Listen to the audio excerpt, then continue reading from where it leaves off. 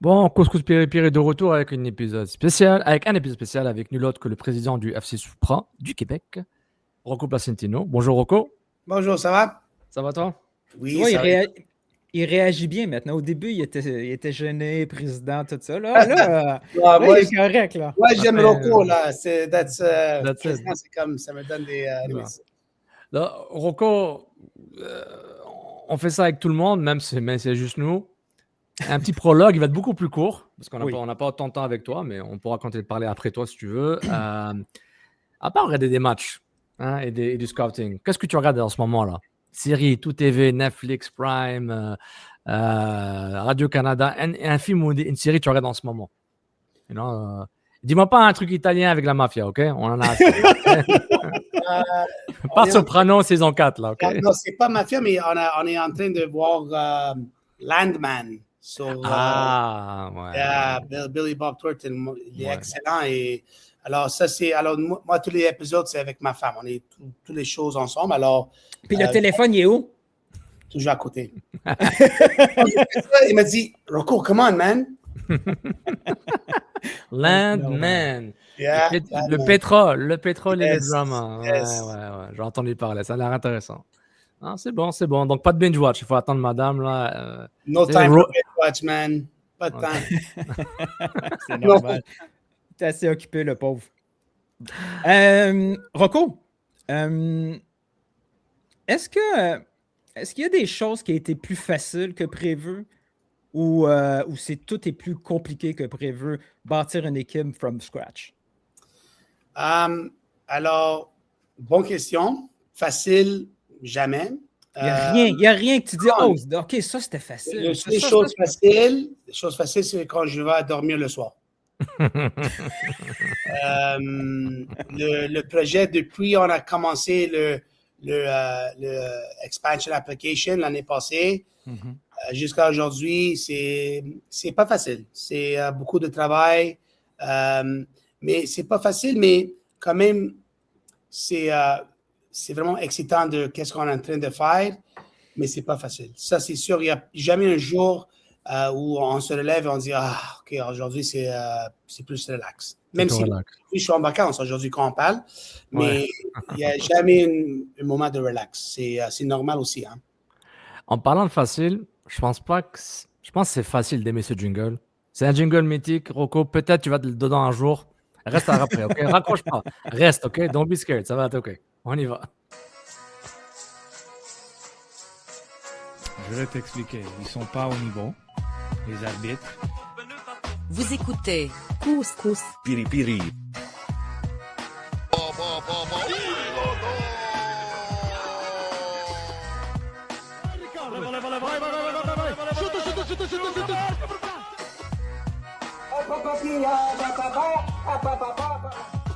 Je pense que je ne me trompe pas, le Real Madrid ne font pas les séries ou le Movo mondial.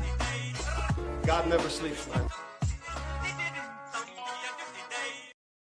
Et de retour avec le jingle officiel. Rocco, si jamais tu dis une chose marrante, bizarre ou même très bonne, si on trouve une façon de t'ajouter, on va te l'ajouter, ok? No guarantees. Allez, hein. Rocco avec le trophée, là. Avec le trophée, là. Je vous l'ai dit. Quand tu lèves le trophée, tu dis tabarouette, ça c'est Québec. Ça c'est Québec. C'est vrai. C'est Québec. Donc voilà, c'est marrant parce que ce jingle à chaque fois on ferait un peu tout le temps l'histoire un peu de l'histoire écourtée. Là, il y a l'histoire du foot au Québec, à Montréal, elle existe depuis très longtemps. Mais c'est tout le temps une sorte de throwback là, pour dire regardez, il y a tous ces événements qui sont passés footballistiques et culturels. Puis la question juste avant de Milton, c'était pour dire comment est-ce que c'est plus facile ou plus difficile en termes d'attente vu que tu es président? Tu as dit non. Mais est-ce qu'en tant que président, un président d'un club de foot professionnel, est-ce que tu es plus entrepreneur ou tu es plus vraiment entrepreneur, petite PME, ou tu es vraiment un sorte de businessman, même si tes boss, tes investisseurs, c'est eux des businessmen, ou tu gères une entreprise vraiment avec beaucoup de personnes? Est-ce que tu es obligé d'être débrouillard ou vraiment c'est ça, les choses sont plus smooth en termes de processus? Non, c'est vraiment le tout.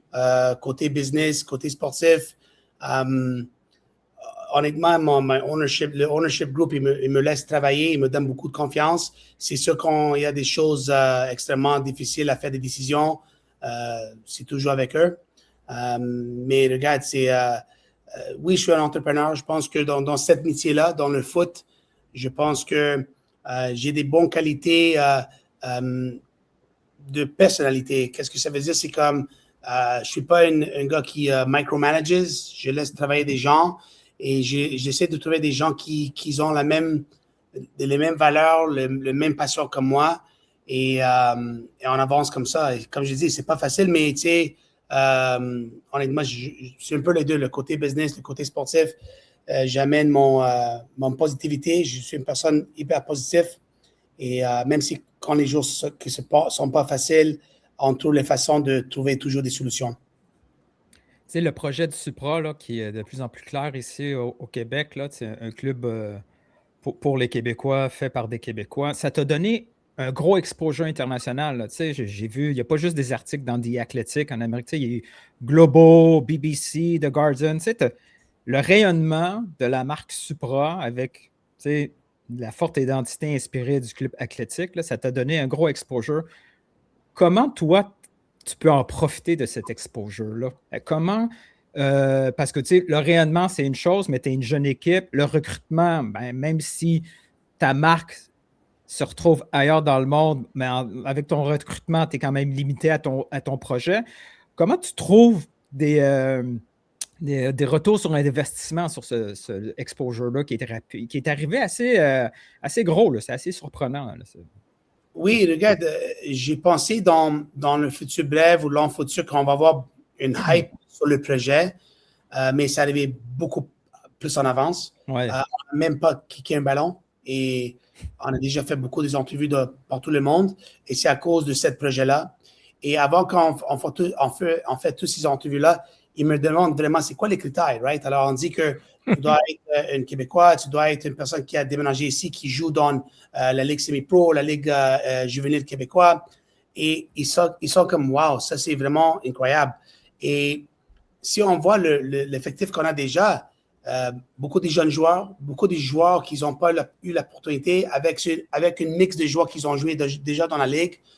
Alors, est-ce que demain, ça va être encore plus gros de ce qu'on dit aujourd'hui? Je pense que oui, mais je pense que ça va arriver naturellement.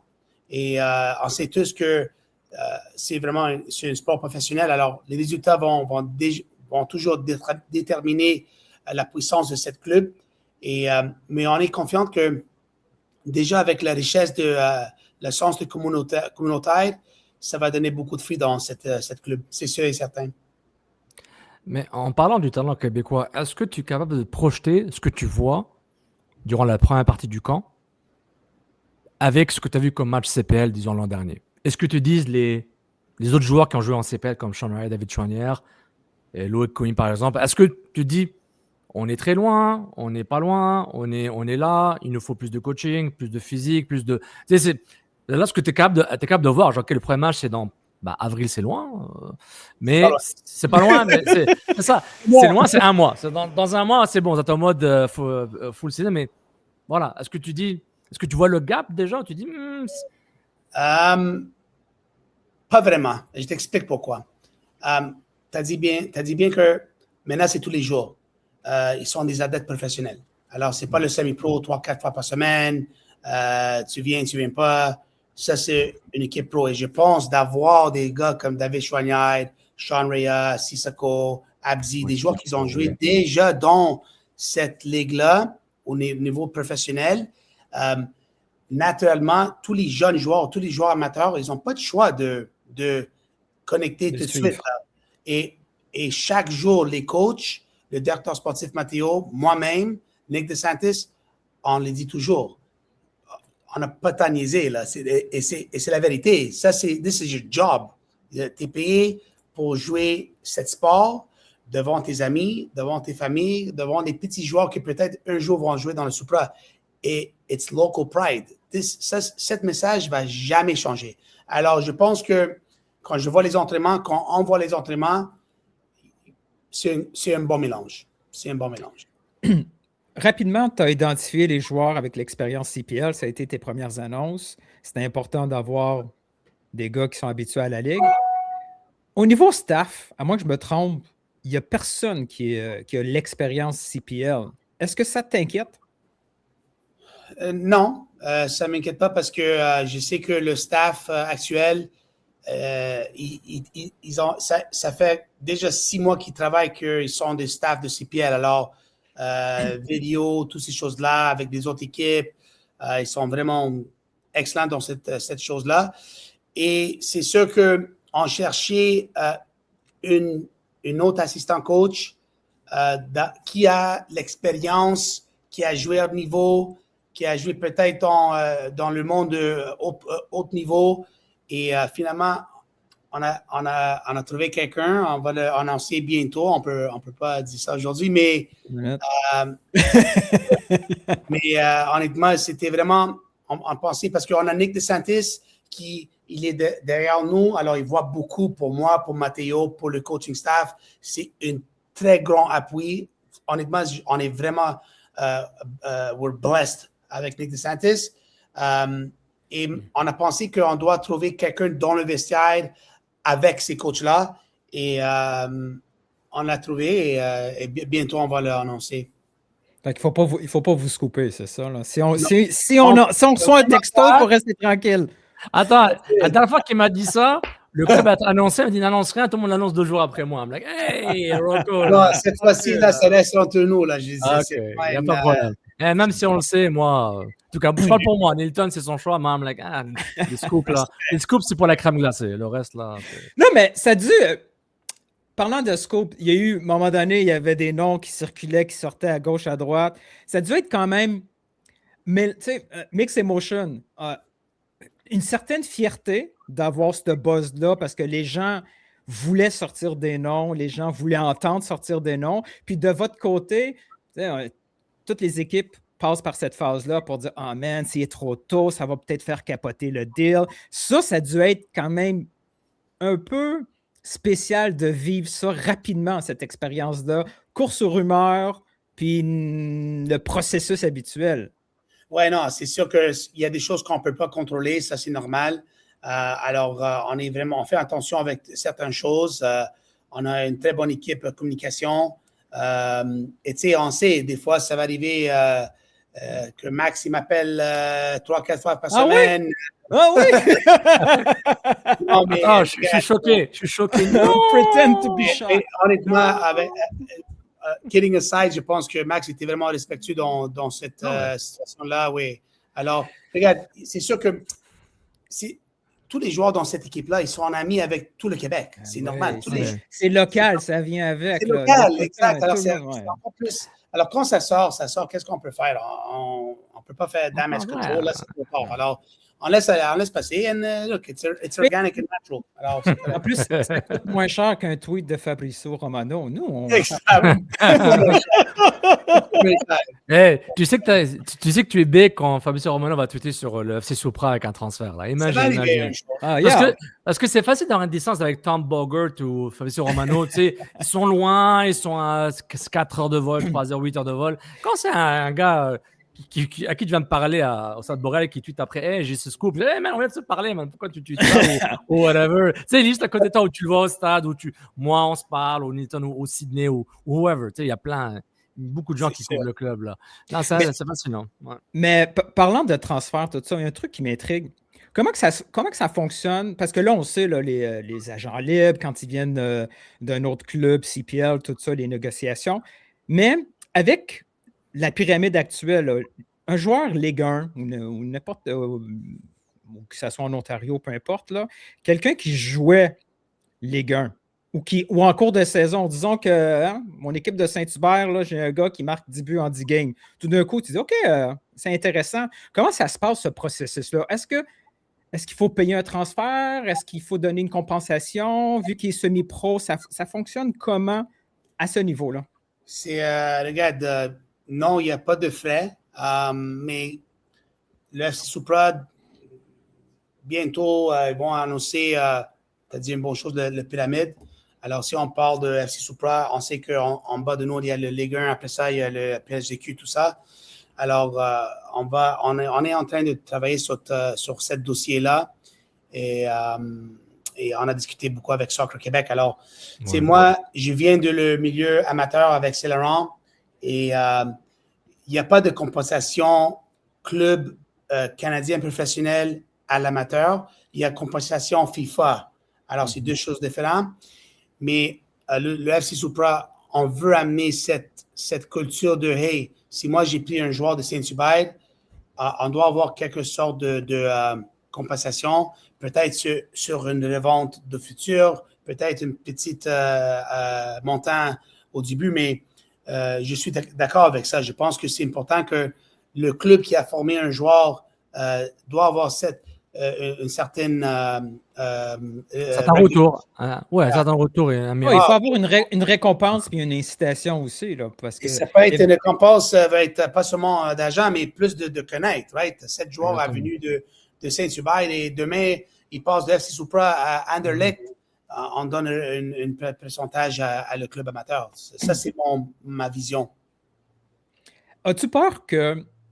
Parce que chronologiquement, je pense que si le Supra est arrivé, si tu avais eu tes amis avec plein d'argent il y a 5 ans versus maintenant, la compétition avec le NCAA est beaucoup plus forte actuellement parce qu'on a vu un pacte avec Bombito, on l'a vu maintenant avec Brunet, puis Markovic.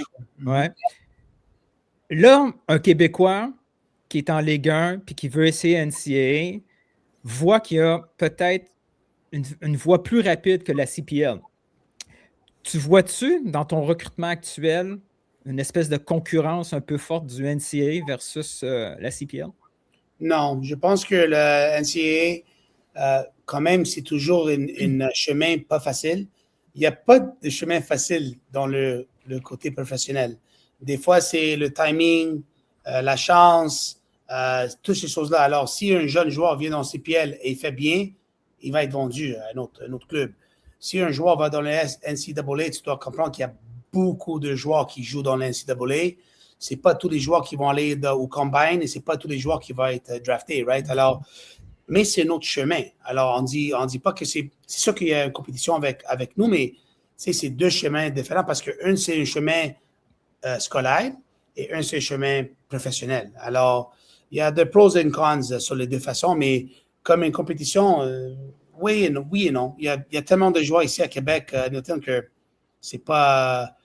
S'il y en a quelqu'un qui va aller vers le NCAA, il y a des autres qui vont en passer par le CPL. OK. Est-ce que Rocco, le joueur, t'aurais été intéressé par la NCAA? Elle existait, là, mais je ne connais pas ton histoire, que tu étais parti en série C, en série D, juste avant l'Impact, là, quand tu étais en formation. Après, est-ce que la NCAA, si maintenant, là, ça existait, si tu étais le joueur maintenant, est-ce que tu aurais vu la NCAA comme je vais à la NCAA pour être sûr, ou tu aurais essayé l'international comme j'entends David, comme Bernier, comme Rosario, des Rosario pour essayer de percer? J'ai eu ces offres-là quand j'avais 7 ans. J'avais plein d'offres universitaires, full ride, mais pour moi, c'était ma mission, c'était d'aller jouer professionnel en Italie. En Italie. OK, je me rappelle, là, c'était ton histoire, là, mais juste au cas où. Mais donc, je sais que tu ne le fais pas, mais je pose la question quand même. Vous ne regardez pas de haut un joueur qui va en NCAA, un joueur qui fait MLS Next. Vous, si le joueur est disponible et veut venir, il est le bienvenu. Oui, non, c'est sûr que autant qu'études, je pense que c'est hyper important qu'un joueur il reçoit ses formations dans l'école. L'école, c'est hyper important pour une jeune. Dans le temps, ce n'était pas le cas. Aujourd'hui, ils ont beaucoup plus à offrir dans les écoles. Alors, pour moi, les deux chemins, et j'ai dit, même les jeunes joueurs de CPL, dans notre équipe, j'ai dit, vous devez faire l'école à côté. Là. C'est online, quelque chose. C'est toujours important d'avoir une certaine degré que ce soit. Petite dernière question au niveau recrutement. On voit là, tout le potentiel québécois, tu le répètes, là, et des joueurs, il y en a beaucoup au Québec. Naturellement, Supra, hein, c'est à l'autre bout du métro Vio. C'est ça qu'on parle souvent au niveau des partisans du CF Montréal. On parle de la proximité, puis que ça soit naturel pour certains joueurs d'être prêtés au Supra. CF Montréal a eu des expériences so-so avec le CPL, à part peut-être Jonathan Sirois, tous les joueurs de champ, ça n'a pas été de gros succès. Comment, toi, tu peux vendre l'option Supra pour dire au CF Montréal, ben, avec nous, ça va être différent. Si tu nous envoies Graham Roach, là, oui, nous, on a besoin d'attaquants. Lui, il a besoin de minutes. Mais si d'un côté, CF Montréal, il dit ouais, mais tu sais, CPL, c'est une nouvelle équipe, j'ai aucune expérience. Je ne sais pas si au niveau des entraînements, tu sais, j'essaie d'être l'avocat du diable pour dire je préfère qu'il joue 100 minutes, mais qu'il soit tous les jours en pratique avec Prince Oussou que de jouer 2000 minutes, puis je ne sais pas s'il va vraiment évoluer. Toi, là, ton pitch, là, pas seulement CF Montréal, ça peut être n'importe qui. Là. Comment tu peux dire, moi, tu viens ici, quand tu vas sortir d'ici, il va sortir avec 25% d'évaluation? Honnêtement, on a une bonne relation avec le CF. Il y avait des discussions pour le jeune arrière-centre, Josh, mais il se blessé, alors ce n'était pas le cas. Mais honnêtement, on travaille bien ensemble. On a des bonnes relations avec Simone et Luca. Des bonnes discussions. Et dès le premier journée, on a dit qu'on veut travailler ensemble. Je pense que c'est une win-win et je pense qu'un jeune joueur ou un joueur qui ne va pas jouer beaucoup de minutes en MLS, c'est beaucoup mieux de jouer dans CPL temps plein, quand même un nouveau professionnel que jouer dans l'équipe de CF Montréal ou une autre équipe MLS où ils vont jouer 10 minutes par match ou même pas. Alors, moi, si je suis un joueur, je veux jouer. Je ne veux pas être un joueur d'entraînement parce que, oui, tu as raison que tu pratiques avec des joueurs qui sont peut-être plus avec d'expérience et plus professionnels et tout ça, mais à la fin du tout, le résultat, c'est le terrain qui parle. Alors, un jeune joueur, c'est important qu'il joue des minutes dans le CPL ou dans le USL pour son développement professionnel. Est-ce que techniquement, il doit être sous contrat, il doit avoir un contrat pro pour être prêté chez toi ou ça peut être un joueur de l'académie qui pourrait venir jouer des minutes chez toi? Non, ça peut être un joueur de l'académie, mais avec nous, il doit avoir un contrat pro ou ça se peut que si c'est un joueur qui est à 16 ans, il peut avoir un contrat de développement avec nous. Alors, il y a plusieurs façons. Ce n'est pas trop compliqué et ça, c'est une autre bonne affaire qu'on peut vraiment voir dans le futur bref avec le CF. Bon, on dépasse un peu notre temps, mais j'aimerais ça poser des questions business, OK? Parce que là, le soccer, c'est le fun, là, mais là, comme président, il y a business size, là. Sans aller dans les détails, OK? Comment on qualifie un succès financier à la fin de l'année d'une franchise CPL? Tu sais, on a vu là, Forbes avec leur tableau, Montréal est dernier, c'est tough à avoir des revenus.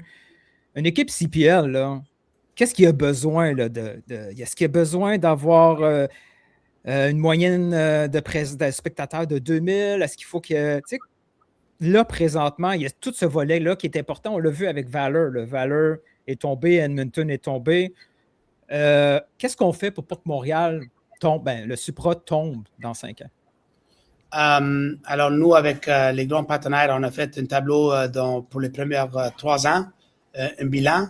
Alors, c'est sûr qu'il y a des pertes les premières années parce qu'on a acheté une franchise. Mais grosso modo, les 3 choses importantes, c'est les billets de vente. Ça, c'est normal d'avoir une certaine chiffre chaque match. Commandite, je pense que déjà, ça a commencé bien. Je pense que 2027, ça va être encore plus mieux parce que les gens, ils sont en train de voir c'est quoi le FC Supra. Et je pense que cette connexion communautaire, ça va donner un grand boost pour la saison 2027. Et la vente de merch, right? Je pense que ça, c'est les 3 choses importantes. Et après, dans le futur bref, il y a 2 autres choses qu'on va implémenter, c'est sûr. On espère des ventes des joueurs. Ça, c'est quelque chose que j'ai beaucoup de confiance. Et le lancement d'une académie, l'école de soccer, les camps de jour, des choses comme ça. J'ai beaucoup d'expérience avec ça, avec Saint-Laurent. Alors, je vais amener toute mon expérience avec toutes les personnes que je vais mettre autour de moi. Et c'est vraiment ça, les 5 piliers d'avoir le succès dans un club CPL. En plus, on doit dire que, à part que le frais de franchise, le CPL, ce n'est pas la MLS en tant que dépense. C'est beaucoup moins cher. Alors, je pense que je suis en train de faire un très grand travail sur les dépenses de joueurs, de coachs, de staff. J'ai plus ou moins une bonne façon de travailler sur tous ces dossiers-là business avec mon petit cerveau qui a grandi avec Perry. Il n'y a pas de petit cerveau. Non, mais moi, j'ai pas vraiment beaucoup d'expérience personnelle dans ma vie comme j'ai eu comme joueur professionnel, comme directeur sportif assurant et j'attends beaucoup des gens qui ont beaucoup plus d'expérience de moi et j'utilise leur expérience, c'est sûr. Est-ce que tu étais étonné par un budget de déplacement pour aller à Pacific ou pour jouer à Forge? Est-ce que, ne dis pas le chiffre, mais est-ce que tu dis, c'est moins cher que je pensais ou c'est cher se déplacer 40, 50, hôtel? Est-ce que tu étais étonné d'une façon ou d'une autre? D'aller à Vancouver en pédalo, c'était mieux, mais non, c'est sûr que les dépenses sont énormes, mais c'était une réalité qu'on savait déjà, right? C'est pas une surprise. Et je pense que on essaie même là tu dois comprendre une chose, les joueurs doivent être toujours mis dans les bonnes situations pour avoir de succès. Alors, on ne peut pas enlever des choses des joueurs pour sauver $2. Je pense qu'on peut sauver $2 des autres parts et pas sur ces choses-là. On ne peut pas les aider. C'est vraiment important de mais regarde, j'étais dans l'USL, c'était avec l'autobus, c'était avec Red Eye Flights.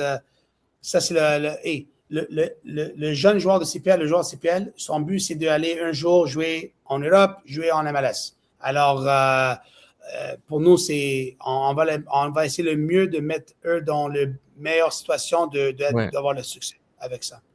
C'est bon. As-tu encore un petit 2 minutes pour une dernière question? Yeah. Hey. Il est en vacances. Oui, c'est ça, justement. La madame est à côté. Puis elle dit, let's go. Non, elle est vraiment à côté. Billy Bob! Ça fait 20 minutes, là. C'est plus que 20 minutes. Est-ce que tu es arrivé à la partie avec les cartels mexicains? Non, have to be careful. Moi, ce qui m'a intrigué, c'est le calendrier. Quand on a vu le Sepsum, Québec, tout ça, puis là, je me suis tout de suite pensé en 2027.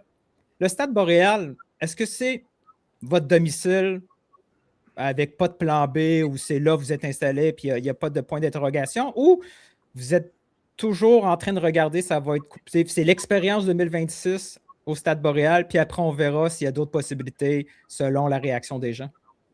Non, pour nous, on est là pour les premières 2 années, 2026-2027. La raison pour laquelle on joue les premiers matchs à Sepsum, c'est parce que le Stade Boréal n'est pas prêt jusqu'à la fin du mois et le CPL voulait vraiment de jouer 2 matchs ici au Québec. Alors, on était vraiment chanceux d'avoir le Sepsum. C'est un très beau stade. Ouais. Alors, avec l'exception de la Ligue qu'ils ont laissé jouer avec les lignes de football, on a eu cette exception pour la première année. Le match à Central Robillard, c'est normal. C'est là où le Supra était né. Je pense on peut utiliser ces matchs-là comme des retro matchs. Et à Québec, c'est parce qu'on veut faire voir à tout le Québec c'est qui le FC Supra. Alors, cette année, c'est à Québec. Peut-être l'année prochaine, on peut faire un match à Québec, un match à Sherbrooke. On ne sait jamais, comme exemple. Mais oui, le domicile, c'est Stade Boréal. Qu'est-ce qui va arriver dans le 2028? On ne sait pas. C'est sûr que ça, c'est un grand défi pour nous. C'était vraiment le stade parce que ça coûte vraiment cher. Ça, c'est plus inquiétant que les road trips. Beaucoup plus cher. Alors, on espère peut-être, même avec les Roses, d'avoir des choses en tête ensemble, des idées, brainstorm ensemble, d'avoir une meilleure situation dans les années à venir. Tu achèteras un Lotomax demain, il était à 50 millions et plus. Là. Ça pourrait peut-être régler ton problème. Acheter pour moi parce que je ne suis pas là. Alors, achète ça pour moi et. Ouais. Il y a une commission. C'est cool, ça. Mais c'est bien, c'est une bonne idée, le truc rétro à Robillard. C'est bien. Le maillot, il fait référence là, au Supra, évidemment, le nom, etc. Mais c'est le fun. C'est vraiment cool. Yes. C'est une bonne idée. Merci. Mais merci beaucoup, Rocco. Merci on a hâte de te voir très énervé proche d'un banc parce que l'arbitre a fait un mauvais call. On a hâte de voir. Tu sais, le Supra, c'est beaucoup de choses. Là. Je ne sais pas où je vais voir les matchs. Là, hein. Ma femme a dit, est-ce que tu vas rester avec nous? Je dis, non. Moi, je pense si on gagne. C'est mon bureau, là. C'est mon bureau. Je ne sais pas, là. Peut-être en haut, où est-ce qu'il y a les lumières. Je ne sais pas, là. On va voir où est-ce que je peux conseiller un assistant coach juste à côté de toi au cas où, juste pour te retenir. Tu te retenir, non, ne rentre pas dans le vestiaire. Pourtant, Ne rentre que pas vous le bodyguard. mes espressos et on est correct. Exactement, non, rentre pas ne parle pas aux arbitres, ne va pas voir la VAR. Non, ça, c'est pas moi. Ça, c'est pas. Une chose de moi, les gars, c'est que j'ai beaucoup de valeur dans le sport de foot où c'est pas mon style. Et j'essaie d'imprimer ça avec Nick Rezaghi et son staff et Matteo de laisse faire les arbitres. On ne peut pas faire comme Nick DeSantis dans le passé avec la MLS. Oh! Mais maintenant, Nick, c'est bon parce qu'il est à l'extérieur. Alors, il peut pas faire ça. Alors, on est vraiment chanceux de ça, mais... On verra. Tu ne fais pas non plus avant. Tu ne peux jamais apprendre sans faire des erreurs et la sagesse, c'est que tu as appris du passé. C'est bon. Nick, ça se peut que Nick, on va le mettre vraiment dans le coin. On va le mettre. Okay, merci beaucoup, Rocco, d'être là. Bonne continuation du camp. Là, c'est la deuxième partie. Là. Pour le moment, je présume que vous restez à Bois-de-Boulogne. Oui, Bois-de-Boulogne. Les coachs, c'est sûr qu'ils sont en train de voir côté tactique, les derniers choix des joueurs et tout ça. Alors, c'est sûr qu'on espère d'avoir quelques surprises dans le marché dans les prochaines semaines. Alors, on va voir. Non, c'est bon. Ben, n'oubliez pas, Maxime Truman, il en parle beaucoup. Le compte Supra FC, il est sur les réseaux sociaux très actif. Puis, un shout-out à un jeune, là, Hans n'a jamais. Hans Junior n'a jamais. C'est ça, Hans. Tu connais Newton, l'ancien joueur, là. C'est un jeune, là. Universitaire, un ancien universitaire au courant d'un citadin, là. Il tue plein de choses il y a beaucoup d'amis dans le foot local, là. Il parle à beaucoup trop de monde. Oui. Lui, il est à côté de chez moi, là, probablement. Tim Horton, Marc Saint-Laurent, là, puis il parle à tout le monde. Tout le monde se parle, là. À Place Vertu. À Place Vertu, à côté de Dollarama, il y a des meetings là-bas. Là. Bon. Merci encore, Rocco. Bon continuation. On va se reparler plusieurs fois. Merci. Excellent. Merci pour votre temps. Bye-bye. Merci. Ciao. Bon, on continue. T'as aimé, là? C'était bien, Nilton? Tu t'es amusé? Business, foot. Ça a l'air fun. Ça a l'air, ouais. On a parlé d'un entrepreneur. On a parlé de choses de moins le fun? Ah, non, attends, autre chose. Oui, trouve-nous un jingle pour qu'on se mette en mode tes primes. Le seul. Ouais, ça c'est Montréal. Come on! C'est Laurent.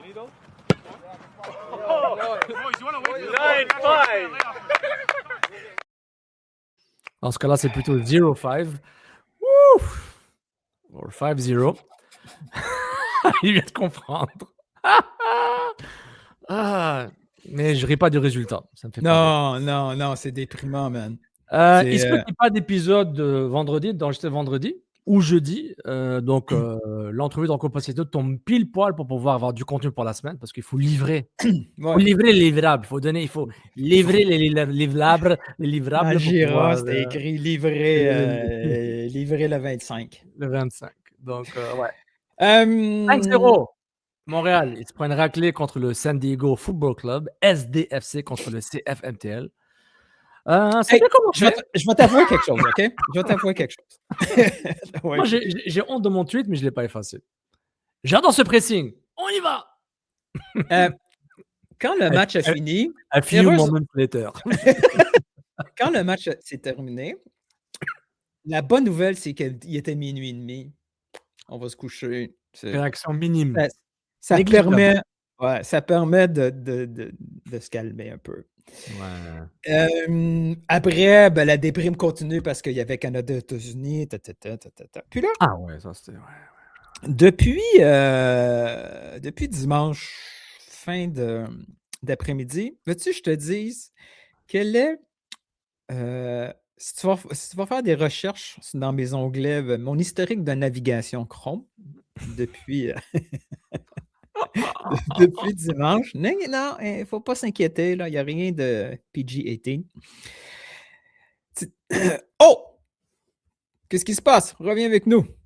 On va aller faire une petite pause. Calme-toi, là. Calme-toi. Il n'y a rien de PG-18. Calme-toi, là. Reviens avec moi. Vas-y. Comme dans Chrome, maintenant, il y a une option de faire réapparaître l'onglet que tu as fermé. Ouais. Alors, mon historique de navigation, c'est les termes genre individual, 1v1, pressing, Italie, Gasperini, Atalanta, Roma. J'essaie de comprendre, OK? Et j'essaie peut-être de me convaincre que c'est un mal nécessaire, puis que ça va être utile. Que ce qu'on a vu a été déformé par deux éléments. Le premier, le deuxième but que j'avais par erreur, parce que j'ai revu le match. J'ai revu les 45 premières minutes lundi soir. Mhm. J'étais all-in sur Morales. C'est un défi. Il faut tout le temps qu'il fasse une connerie par game pour finalement dire non, je m'étais trompé. C'est Vera le problème. Il y a ce geste-là, le deuxième but qui tue complètement le match. Puis le carton rouge que ça fait, c'est que ça tue pas le match. Le match est déjà mort, rendu avant le carton rouge. Oui, le bien carton sûr. rouge, ce que ça fait, c'est on ne marquera pas de but en plus. On va perdre. Morales, le pitch de Morales et Vera qui fait une grosse gaffe, fait en sorte qu'on perd le match. Ouais. Et Aviles fait en sorte qu'on ne marque pas de game, on ne marque pas dans la game, puis que c'est une catastrophe qui suit après. Le pressing était pas si pire que ça. Oui, il y a des. C'est faux de prétendre que le pressing agressif, un contre individuel, ou le défenseur central peut se retrouver à un moment donné devant Piette parce qu'il suit son attaquant. Le vrai, oui, ça va donner de temps en temps des occasions, mais le vrai problème qu'on a eu dans ce match-là, c'est qu'on n'a pas profité des avantages que donne le pressing. J'ai trois actions claires dans ma tête où, si on avait eu du talent devant, on marque un but. Comment tu veux demander que l'équipe gagne le ballon rapidement dans le premier tiers, complètement haut, et que l'action se termine dans les pieds de Dagger? C'est un crime, parce que si tu fais tout ça, il faut que le ballon se retrouve à un joueur talentueux, offensif, qui veut la mettre dedans. Dagger, il est là, le pied droit. Il est placé parfait pour faire un petit tir précis dans le coin. Il cherche Prince pour y donner. Prince, il a plein de qualités qu'on a surtout trouvées à la fin de la saison, mais techniquement, il est un peu juste. Il lui faut beaucoup d'occasions pour la mettre dedans. Je trouve que si on veut jouer de cette façon-là, si on veut continuer à y aller all-in avec un pressing 1 contre 1, puis on assume les risques que ça vient avec, il faut qu'au minimum, puis idéalement c'est plus que ça, mais il faut qu'au minimum, on a 3 joueurs offensifs purs, talentueux en avant. Non, mais j'aimerais juste dire, je comprends ton point, je suis d'accord. J'aimerais juste dire, moi, et je dis pas ça contre toi, là, c'est pas le seul qui le dit, si on parle de pressing 1 contre 1, est-ce qu'il y a d'autres types de pressing? J'aimerais juste... Non, mais lui, il est agressif. Oui, il a une hyper agressivité, je suis d'accord, ça je suis d'accord. Mais pour dire, parce que... C'est 1 contre 1, mais genre total. Dans le sens que, oui, il y a des pressings des fois qu'il y a des zones de pressing. Tu veux, OK, le ballon, il va avoir un trigger, c'est le latéral droit. Dès que le ballon se retrouve au latéral droit, toutes ces options de passe sont couvertes par du pressing. Non, je suis d'accord. Mais Montréal ne fait pas ça. Montréal, c'est les 10 joueurs adverses quand ils ont la possession de balle, en sortie de balle, puis même rendus assez loin dans leur tiers à eux, c'est les 10 joueurs adverses sont continuellement marqués et pressés une très courte distance par un autre joueur. Sauf si on se retrouve au côté opposé, ils essaient juste d'être à une distance, en l'éliminant complètement, même s'il est loin. Mais là, ce qui est arrivé avec Vera, puis si vous avez la chance de revoir la séquence, c'est que Vera, qui suivait Dreyer pendant toute la game, a décidé, il restait 30 secondes, a décidé que le ballon qui était envoyé dans les airs, moi le prendre, même si ce n'est pas mon gars. Et Morales a suivi son gars, et Vera, en lâchant Dreyer, mais c'est le numéro 11, là, je ne me souviens plus de son nom, l'avant-centre, qui gagne ce duel-là contre 2 joueurs, et Dreyer part tout seul en course, et c'est la catastrophe. Il y a eu, puis Donadel l'a répété dans les conférences de presse avant, il veut des gens courageux. Il veut donc faire. Il veut que Morales ait le courage de. Même si c'est la dernière minute, je vais suivre mon gars parce que je vais aller au duel puis je vais le déranger. Mais ce qu'il a demandé aussi, c'est de la concentration. Et là, Vera l'a manqué parce qu'il a décidé de ne pas suivre le plan de match et d'aller vers un gars qui n'est pas le sien. Surtout que Vera, c'est un vétéran. Il a une expérience, du moins. Il est expérimenté. C'est ça qui est. Là que je me demande, est-ce que, puis probablement la réponse va arriver puis il va être trop tard, est-ce que le système que, c'est la philosophie de Donadel. On le voit là, puis plus je lis là-dessus, plus je comprends. Il faut le dire avec l'accent José Moreno. Principles of play. Les principes de jeu. C'est les principes de jeu. Son principe, c'est de récupérer le ballon. Très italien, inspiré du man-to-man, mais là, c'est d'autres choses. C'est du pressing agressif où le défenseur se retrouve hors position, le milieu, Piet arrivait des moments où il était devant Prince. Ça se joue dans certaines équipes en Italie, en Serie A. Puis c'est là, je dis, est-ce que c'est applicable en MLS? Mais regarde, je n'irai pas jusqu'à le méta MLS, mais donc quand tu fais un pressing, c'est les individus qui vont presser le porteur du ballon et... Mais pas de n'importe quelle façon. Non, mais c'est ça. Mais ça c'est le début de la phrase. Tout en éliminant les lignes de passe, si possible, ou les restreindre, ou les rendre difficiles. Tout ça dans un mouvement collectif, parce que quand quelqu'un fait un pressing tout seul, ou arco caro, mais et même le mouvement collectif, tout le monde le fait en même temps, ou le fait dans la même zone, il faut qu'il soit synchronisé. C'est l'entraînement, hein, ça se fait, il nous a montré Donadel, ça s'entraîne, tout ça. Et ça demande une rigueur tactique. On parle d'Italie, on parle d'une culture de rigueur tactique, on parle d'un pays bicentenaire dans le foot. Donc, la culture est rentrée dans l'ADN de ces joueurs-là depuis qu'ils sont bébés. C'est long. Des fois, ça peut prendre 6 mois. Des fois, ça peut prendre une saison complète. Certains vont dire il est là depuis longtemps. Ouais, mais il suffit qu'un gars qui ne suit pas exactement le système. C'est ce qui est arrivé. Le premier but, non, c'est un coup franc. Il faut arrêter avec les coups de pied. Encore un but, coup de pied arrêté. Encore une fois, c'est fait une tuité. Tu peux marquer de deux façons. Coup de pied arrêté, pas coup de pied arrêté. Oui, mais ça, c'est pas le système de jeu. C'est individuel. C'est-tu le mental? C'est-tu le mental? Parce qu'il marque quoi à 15e minute à peu près? 15e minute. Oui, mais c'était pas flagrant. Il a fait un mouvement, personne ne l'a suivi. Genre maintenant, ils vont vérifier. Est-ce qu'on a fait défense de zone, individuelle, de marquage zone, marquage individuel pour les corners? Ça, c'est pas ma job. Quelqu'un peut trouver l'info, mais honnêtement, je m'en fous. Juste observer ce qui est fait. Mais dans le tas de ce pressing-là, hyper agressif, c'est que il faut, comment dire, ce qui manque, c'est l'équilibre, comme tu as dit, par rapport à générer de l'attaque. Un petit dernier point. San Diego a très bien géré le pressing. Ils étaient prêts, puis ils étaient techniquement très mais on n'aurait pas dit ça si Montréal marque 2 buts. Non. Les joueurs offensifs et au milieu de terrain étaient très techniques. Les défenseurs, quand ils se faisaient presser, ils avaient du mal. On le voyait. C'était ça la force de Montréal. Technique? C'était contre qui? Contre Puebla? Où ils ont fait le pressing? Où vraiment ça donnait un but?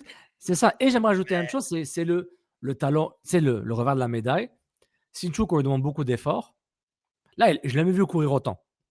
Même avec et sans le ballon, aussi agressif. Maintenant, ce qui manque, c'est la lucidité offensive, les occasions et le talent. Et voilà, entre Dagger, Owusu, Sinchuk, on voit le rôle. Escobar, c'est quoi son rôle? Ça sera un autre facteur X. Donc, ce qui manque, c'est Ivan Jaime qu'on devrait mettre, qu'on verrait là, etc. Ça va être intéressant pour Jaime parce que si Jaime doit faire ce que Holger a fait, c'est qu'il suivait le milieu défensif. Le problème. Il y aura du mal. C'est ça. Est-ce qu'on va vouloir donner une certaine liberté aux joueurs offensifs pour qu'ils puissent s'exprimer? Parce que quand tu fais du pressing 1 contre 1, c'est quoi le désavantage? C'est quand tu gagnes la balle, tu es à côté déjà de ton futur marqueur. Il y a ça. Il y a des désavantages. Mais ça revient à la passe support. Pas support. Donc, mais le milieu de terrain de Montréal à 2, peu importe c'est qui, là, ils étaient toujours en désavantage numérique. Il y avait leur 6, il y avait Godoy, et il y avait l'autre, leur numéro 8. Ils étaient Ouais. toujours en désavantage numérique. Le 6 J'ai- était couvert par Holger. Holger, c'est un Non, peu parce que, mais c'est ça. naïf. Un Mais, joueur mais, un peu naïf. mais Nilton, quand tu vois le recrutement, il faut que tu poses les questions. Olivier a été recruté pour quoi? Parce De un. qu'ils ont vu un match, 2 matchs, 3 matchs. Et Puis il faisait quelque chose d'intéressant. c'est correct. Et c'est correct. Le Mais gars, des joueurs talentueux où on ne sait pas où les mettre, il y en a plein. Là. c'est ça le problème. C'est ça le problème. Et aussi, est-ce qu'Ivan Ramey a été recruté? Est-ce qu'ils ont pensé au système de Nadal? Parce que je pense pas que. J'espère parce que j'ai pas l'impression que. Je dis pas que le futur de Jaime et de Nadal sont liés, mais j'ai pas l'impression que Jaime va être là après que Nadal soit plus au club. J'ai pas l'impression que Jaime va être là comme Piatti 5-6 ans. J'ai ce feeling-là. J'espère que oui, si ça marche. J'espère que oui. Oui, c'est ce que j'espère, mais j'ai ce feeling. J'y vais avec cette hypothèse-là, il est là pour 2 ans, disons. Mais j'ai une question. Ouais, vas-y. Mais et c'est pour dire, la question que tout le monde se pose, c'est 1-0, comment on va faire pour marquer? Qui va marquer comment? Parce qu'Owusu, à un moment, c'est un athlète hors pair, mais à un moment, il y a des limites. Là. Il est payé à un moment pour marquer des buts. Dagger, il est intéressant. Senchou qui est intéressant. On voit des choses intéressantes. Dagger ne doit pas jouer là. Il doit pas Oui, jouer là. mais je trouve qu'il est meilleur que beaucoup de joueurs qui ont joué à son poste depuis 2 ans. Il est beaucoup plus. Mais imagine comment on est poche. C'est ça. Non, mais on a eu une conversation avec une personne en privé. Les deux choses sont vraies. C'était hyper agressif de Nadal contre San Diego. Les joueurs n'étaient pas concentrés à 100%, ou c'était difficile. Et en même temps, il manque de talent. Je pense que les deux choses sont vraies. Là. C'est beaucoup plus talentueux que l'an dernier, avant le match contre Atlanta. Donc, s'il manque du talent, c'est qui qu'on blâme? Est-ce qu'on blâme le tacticien qui n'adapte pas son système selon la qualité de son effectif, ou on blâme l'architecte qui a construit un effectif pas assez talentueux pour ce que le tacticien veut faire? Parce que là, ça commence. Ouais, mais ça commence à faire beaucoup de fenêtres. Là, idéal, on n'a pas encore l'équipe. Ça faut prendre une autre fenêtre, une deuxième fenêtre, il va falloir une autre fenêtre. Mais Nilton, c'est ce qu'on appelle une équipe en constante reconstruction. C'est ça le truc. Il faut juste, comment dire, il faut juste voir les choses telles qu'elles sont. Ils sont blindés en défense, sur la ligne défensive, et c'est une bonne chose. C'est pas mauvais. Mais en même temps, au milieu de terrain, on se dit, OK, au milieu de terrain, c'est un peu plus faible. Maintenant, il faut faire des choix à Carmona, Ivan Jaime, Longstaff, Piet. OK, il y aura des choix à l'Autori aussi. Maintenant, même si, on ne sait pas Losenko c'est quoi, Herbers, c'est l'éternel recommencement, ce qui est tout le temps blessé. Est-ce que par le facteur X? C'est un méga échec comme recrutement. C'est beaucoup d'argent. Autant on peut être désespéré de la présence encore de Sunusu puis de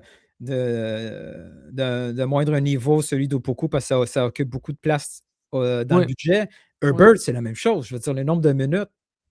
Oui, non, c'est décevant. Mais je t'ai dit, Nilton, il faut me croire quand je parle. On recommence à zéro, année zéro, là. Here we go again. Je dis année zéro par rapport à ce que le coach a en face sa première saison à sa sauce en termes de pré-saison, sa première pré-saison à sa façon de faire. Je pense que le résultat, il faut l'oublier un peu. Il ne faut pas oublier les erreurs. Mais il faut juste. J'espère qu'il y aura. Peut-être San Diego était juste trop fort. J'espère que c'est ça. Et qu'aucune équipe pourra répéter, avoir autant de réussite, malgré le fait qu'ils jouent à 10 contre 11. Être fort puis avoir de la réussite, c'est deux choses séparées. C'est pas. Oui, mais San Diego, t'es à 2-0, on se dit, ça va finir 4-5-0. On le voyait, genre. Et tout le monde qui connaît le foot se dit, on sent que ça va pas de top. Puis Thomas Guillet n'était pas Superman aussi. C'est à ce moment-là où tu as besoin d'un Superman. Parenthèse.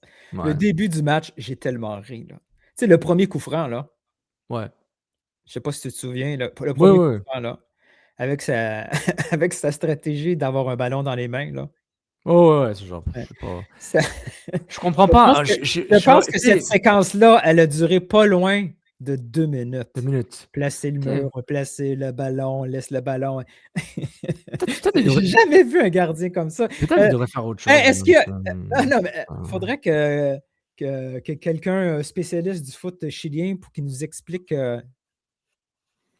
La philosophie, culture, foot des gardiens de but en Chili. C'est-tu quelque chose de courant? Est-ce que Chilavert faisait ça? Parce que c'est que Chilavert, il jouait en Chili à un moment, non? Je sais qu'il est paraguayen, mais je pense que Chilavert jouait au Chili. Ou peut-être en Argentine, je me trompe. J'ai une question pour toi. Attends, Sofiane, j'ai une question pour toi. Attends, mais ça fait une conclusion. Oui. Hyper agressivité, non compris encore. Ceux qui ont des insights vont nous expliquer ça, de un. 2-2. Ben, je vais continuer à lire toute la semaine, là, encore. Moi, Il y a un manque de vais me taper talent. des vidéos, des lectures, Gasperini. Je veux voir ce que Donadel essaye de faire. Moi, j'ai plus de commentaires et de réactions sur mon fait que Griezmann est lié à Orlando City. Ah, quelque chose, là, attends. On n'en va pas là tout de suite. Là. Attends. Ouais. Avant de rêver à un rêve impossible. Ouais.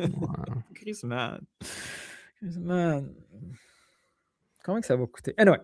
Anyway, Griezmann, il ne fera jamais ce pressing-là. J'ai une question pour toi. Puis réponds pas trop vite, OK? Je veux que tu réfléchisses. Est-ce que tu veux, même si c'est compliqué, que Donadel stick avec ses principes de jeu toute la saison jusqu'au moment où il se fait congédier? Parce que à terme, si ça marche, ça peut être une belle façon de se démarquer des autres équipes MLS puis d'être plus que compétitif. Quand on a parlé à Donadel dans la réunion avec les influenceurs Webby Soccer Foot, j'ai pas l'impression qu'il va changer. Il va s'adapter un peu, mais il va garder les mêmes grands principes. Il va s'ajuster peut-être comme un bon ex-joueur italien. Oui, je vais m'adapter à l'adversaire un peu, mais pour lui, s'il fait ça, c'est qu'il voit que c'est une faiblesse dans cette ligue, que si je suis capable de réaliser ça, quand les joueurs de talent vont step up, Sinchuk, Holger, Dagger peut-être. Quand les consignes vont être compliquées. Oui. Lui, ce qu'il va dire, c'est qu'il va voir, on oublie le premier but, c'est une phase arrêtée. Il va voir le deuxième but, il va dire, regarde, là, on n'a pas pris un but pas parce que Morales a suivi son gars, c'est parce que toi, Ferra, quand tu as vu le ballon dans les airs, tu as dit, je vais y aller, même si ce n'est pas à moi. Et en faisant ça, il a exposé, tu sais, la fameuse ligne de couverture. Tu dois toujours protéger ton but, là. Lui, en faisant ça, c'était mort parce que tout le monde était occupé ailleurs. Toi, tu penses que pour le bien du CF Montréal, let's go, man. Qu'on se prenne des volets comme ça, c'est pas grave. Les joueurs vont apprendre à la dure. C'est quoi qu'il ne faut pas faire. Parce qu'une fois qu'ils vont avoir maîtrisé ça, ça va être une équipe tellement tough. Parce que c'est une façon efficace que quand tu n'as pas une équipe aussi talentueuse en face, c'est une façon, tu sais, comme Atalanta, à l'époque, était beaucoup moins fort, puis il a quand même réussi une belle percée en Ligue des Champions avec un effectif moins fort parce qu'ils étouffaient l'équipe adverse. Mais il fallait que ça soit bien fait. Oui, et puis il faut, quand on se pose cette question, est-ce qu'il devrait changer? Vous ne vous demandez pas ce qu'il devrait changer. On vous êtes en train de demander, est-ce que vous êtes prêt? Est-ce que Marco Donadel est prêt à scraper ce qu'il travaille depuis le mois de juillet? C'est depuis le mois de juillet qu'il fait ça. Ouais, puis ce qu'il faut faire, dans le fond, ce qu'il faut faire, c'est que notre critique, c'est pas maudit pressing 1 contre 1, ça ne marche pas. Regarde, ce joueur-là a fait une erreur. C'est ce joueur-là n'a pas bien exécuté le plan de Donadel. S'il l'avait fait, on n'aurait pas pris ce but-là. Et après, quand on réussit à gagner un ballon, regarde s'il avait profité de cette occasion-là en or. Fait que c'est peut-être notre problème à nous de ne pas critiquer la bonne source du problème. Oui, mais et aussi, on fait trop de micro-analyse. Il faut faire attention avec ça. C'est micro-analyser. C'est long. Oui, ça, mais micro-analyser Vera, ça s'analyse, il n'y a pas de problème. Mais prendre ça, l'extrapoler pour toute la mise en place, il faut donner quelques matchs pour voir. Mais je comprends le risque, genre, tu perds 5 matchs, c'est bon, ta saison, tu peux déjà l'oublier pour faire les playoffs. 9 points. Maintenant, 9 points. Maintenant, est-ce que ces boss vont lui donner le temps de travailler? C'est ça les vraies questions. Nandel, il est dessus depuis juillet-août. Je ne vais pas scraper. Là. Il va s'ajuster. Les gars, on va le bloc haut, on va faire peut-être médian haut, médian. Peut-être Langstaff va être titulaire, mais on revient au débat des 2 milieux de terrain. Moi 2 milieux de terrain de nos jours, c'est tellement risqué. Ouais, mais si tu tombes à 3 milieux de terrain, tu perds un joueur offensif. La balance, c'est ça. C'est tout le temps le coup. Il y a certains moments où tu dois. Est-ce que les joueurs sont capables d'être hybrides? Non, je veux dire, après 30 minutes de la première demi, est-ce que les joueurs doivent retomber dans un format un peu plus classique? Mais là, une confusion qui embarque dans les joueurs. Tu sais, c'est pas. Le trigger, il n'est pas si facile. Là. Et puis, je pense qu'on aurait beaucoup moins de questions si ça finit 5-2. On se dit, hey, ils sont capables de marquer des buts, il y a des séquences offensives. C'est clair, le 5-0, il tue complètement notre... On dit le même scénario, et c'est 5-2, on se dit, OK, ils sont capables de marquer. Je ne dis pas ça pour pour baisser le niveau d'attente, là, ou même pour niveler par le bas, si vous voulez. Je dis ça pour dire, qu'est-ce que Donadel et son staff peuvent retenir de ça? Offensivement, ben, il n'y a rien, quoi. T'imagines, à Chicago, samedi, on gagne 2-0, même style. Non. Ah, il a raison, c'est un génie! Mais c'est pas impossible! C'est quoi, là? C'est la malédiction du vent a été tournée. El Bambino, le Ah vent. oui, Il le vento, fameux vent, je sais pas, le le fameux vent. vent. الريح. ما أدراك بالريح هو الريح. Mais De 0 à 10, quand tu as vu les deux changements à la mi-temps, t'étais choqué à combien? j'ai pas compris. Ouais, j'étais 8 sur 10 là. Like, OK. Parce que OK, justement, pour les deux, j'ai pour les moi, tu sais, j'ai un gros billet par rapport à Piet. Je dis, mais Piet, mais quand il y je a vois pas jouer, il s'appelle mais Piatti, là. Le gars à Piatti, côté, c'est deux joueurs identiques, peut-être un peu plus de pas peut-être, plus de volume, ouais, d'endurance avec l'Autori. Mais leur profil est identique. ouais. Je peux comprendre. Comment C'est une tu chose. peux sortir le gars qui a un jaune? Il faut que ce soit le Non, gars qui a un jaune qui sort, non? non, mais justement, Changement de tactique, tu dis changement de tactique, OK, fine, tu sors un défensif, mais sors celui qui a un jaune. dans Je comprends son, pas. je sais pourquoi Lottery a un profil très différent de Piet. Il Dans le ce voit dans ce il le voit comme son box-to-box, donc pour le moment. Et puis Sinthiou Carmona, est-ce que c'est, bah, je vais m'éviter un 5-0. Bon, ça n'a pas changé. Sinthiou, c'est bon, peut-être le data dit que c'est bon, il est brûlé, il a fait trop de pressing. Longstaff, Piet, je vous l'avais dit, Longstaff est là pour remplacer Piet, ça c'est clair. Ça c'est fait que, clair. OK, Steinchuk, c'est intéressant. Toi, tu penses que tu te penches un peu plus vers sa capacité physique qui était diminuée que son niveau de jeu? Je pense qu'ils ont dû se dire que c'est bon. Pour ce qu'on a besoin de faire, on a besoin de plus de contrôle dans l'axe, un peu.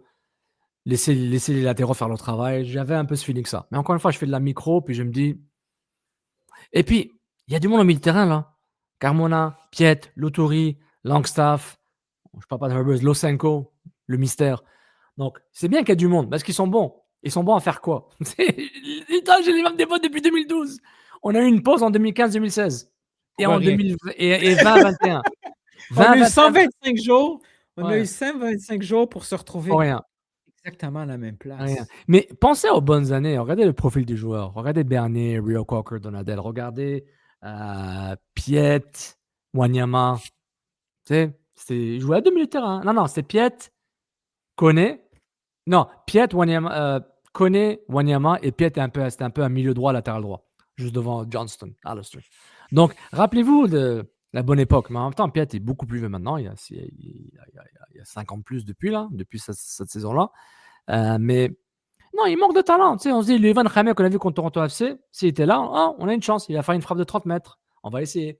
Mais je ne sais pas comment vous dire. J'ai pas de réponse magique. J'ai pas de réponse. J'aimerais vous dire ce qui va se passer, mais il faut que le talent offensif se mette en place. Ça commence par le pressing, mais ensuite, tu vois, la vitesse d'exécution de San Diego, je dis, wow, ça va vite.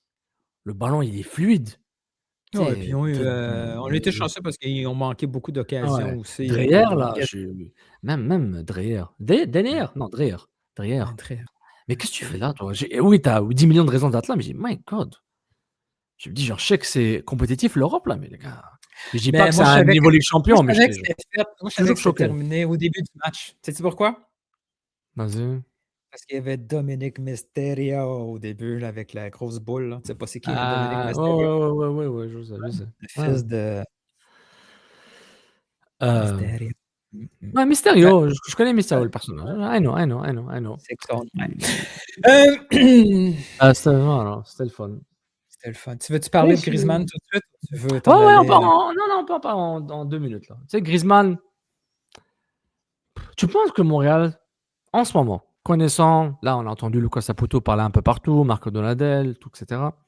Est-ce que Montréal, tu penses que Montréal est dans la course pour Antoine Griezmann? Oublie ce que le joueur veut. Il veut être dans une ville NBA, il veut faire du rap, il veut whatever, je sais pas ce qu'il veut faire. Il veut faire du Twitch. Aucune idée, man. Il fait ce qu'il veut. Mais c'est sûr qu'il veut être en mode NBA. En mode Drake, NBA, ambassadeur, etc. par exemple. Donc peut-être même investisseur. Okay. Est-ce que tu penses en ce moment, dans l'austérité financière du club, ils ont essayé de chercher Benteke, agent libre? Ce que je vais te dire, c'est pas ce que je pense, c'est ce que si je ramasse tout ce que j'entends. OK? si je ramasse pas juste d'une personne, de plein de monde proche du club, qui parle Si, au Seigneur. club, OK? Si, Seigneur. Personne ne me parle, moi, en OK. tout cas. Si, Seigneur. Si je mets tout ça ensemble, ma conclusion, c'est que si un joueur veut venir à Montréal, On va pas dire non. on va Ah, s'organiser c'est pour déprimant. l'avoir, à moins Ou à être moins qu'il y ait une compétitif. On va ouais, tout à faire moins pour être compétitif dans la mesure, dans la limite du raisonnable. ouais, c'est ça. C'est Si déprimant. si Montréal est capable d'offrir comment je dirais ça? Il y a des conditions que Montréal n'est pas capable de remplir. Un montant de transfert, un grand montant de transfert. Autrement, Montréal va aller le chercher. Mettons, Griezmann, j'ai aucune idée, mais si Griezmann, une des conditions, c'est je vais aller dans le sud des États-Unis, mais je veux dire, OK, c'est fini, c'est tout. En fait, yada, conclusion de Nilton, Sofiane va le dire pour toi. S'il n'y a pas une Drogba pour dire moi c'est Montréal ou rien, ça va pas arriver. Non, mieux que ça. Non, c'est beaucoup mieux que ça. Si un joueur, si Griezmann, OK, arrive dans le marché de la MLS et dit moi je suis intéressé de jouer pour la MLS. Ouais. Moi je veux X millions par année. Contrat de tant d'années. Tout à fait. L'endroit, c'est correct. Il n'y a pas de problème. Là, c'est MLS. Montréal va tout faire pour l'avoir. Tout faire pour l'avoir? Montréal est capable de l'avoir. Parce que s'il dit non, mais si, on va donner je veux un contrat de 5 millions, 3 ans pour aller en MLS. Montréal va dire OK, si ça l'intéresse, là. Non, mais il faut ajoute Montréal va dire fine. Ajoute un montant de transfert. Parce que Atlético va devenir Madrid. Montréal va dire fine, on le prend. Mais si le joueur arrive avec des demandes folles de moi, il me faut 20 millions par année, parce que j'ai déjà parlé à Miami puis ils sont prêts, Montréal va dire ben non. On ne peut pas compétitionner. Moi, ma famille est intéressée à aller dans le sud des États-Unis. Ils disent nous autres, il fait fret là. Hein, ça va être ça.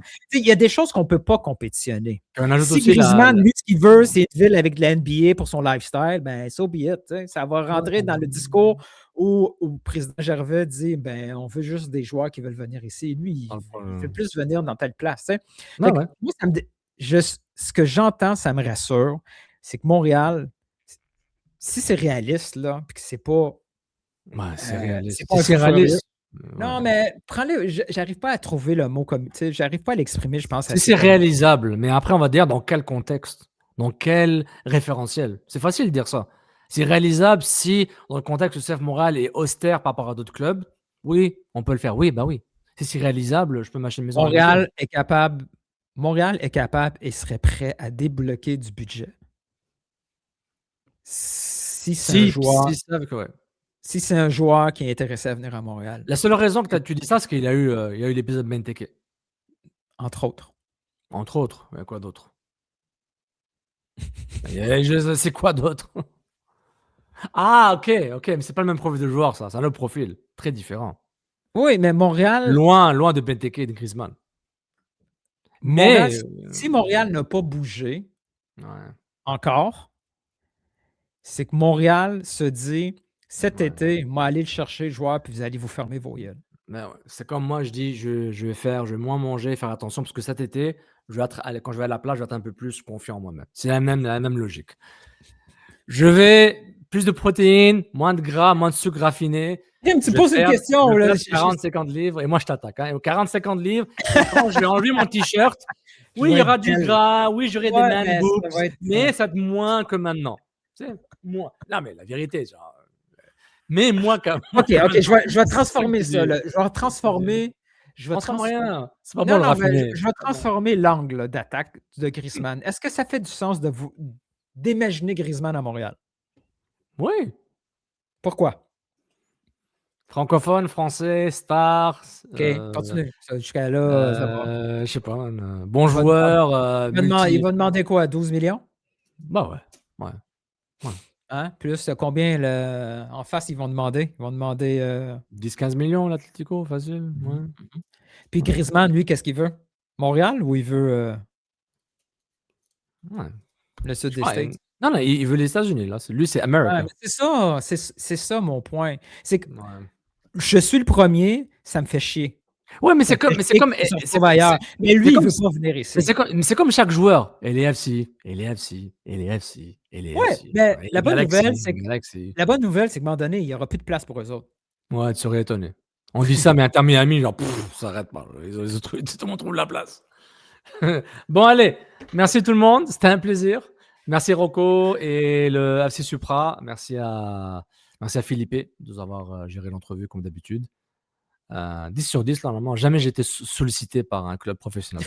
Wow. Je reçois des nouvelles. Je reçois. Ok, oui, on va dire oui. C'est Oui, tout de suite. spécial, hein? Ah, je me sens aimé. Vous voyez, tout le monde, c'est facile d'avoir les faveurs de ce fan. Faut juste lui envoyer des courriels. J'en ai fait des podcasts que je voulais pas faire. Je suis encore là, ok? Donc, tu me diras ça en privé, lequel? Beaucoup. Parce que c'est une bataille interne. Ok, je sais pas quoi vous dire. Là, c'est la conclusion sur le match. It is what it is. Là. J'aimerais vous faire une analyse tactico-tactique, technico-tactique, mais je dis, Mais on n'a pas les droits. Les autres ont gagné. On a perdu parce que les autres ont gagné.